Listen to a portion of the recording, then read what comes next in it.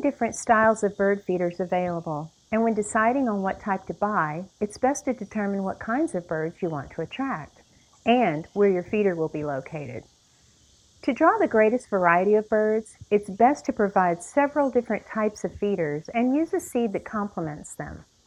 Here are some different styles of feeders and the types of bird seed that would work best with each.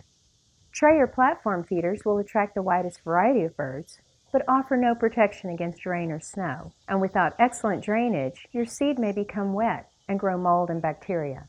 The best tray feeders will have small holes or a screened bottom to allow for drainage of water, but even with screened bottoms, you'll want to clean the feeder frequently to prevent a buildup of bacteria. You should only offer enough seed for a day or two of feeding, and make sure to clean out the old seeds before adding more. Hopper or house feeders protect seeds against the weather and bird droppings, but if the seed inside the hopper gets wet, it can become a breeding ground for bacteria and fungus.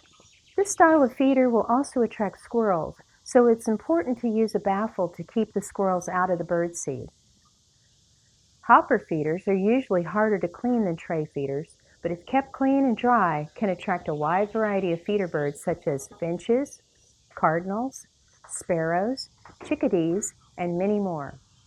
Tube feeders are great for keeping seed clean and dry, and can deter squirrels by using small feeding ports.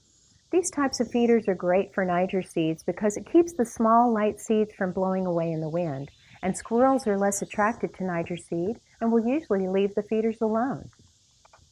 These types of feeders are popular among clinging finches such as the goldfinch and purple finch, as well as pine siskins and quail. Similar to the tube feeder are sock feeders, which are fine mesh bags to which birds can cling to extract the seeds. Suet feeders are usually constructed from metal or plastic-coated metal wire mesh and can be nailed or tied to a tree trunk or attached to the side of a hopper feeder.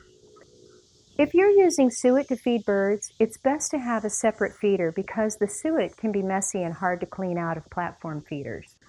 Putting out the proper birdhouse and picking the right bird seed is only the beginning of the process.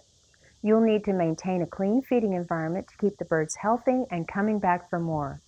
It's also a good idea to put the bird feeders near a supply of fresh water to keep the birds from leaving the yard to find a drinking source.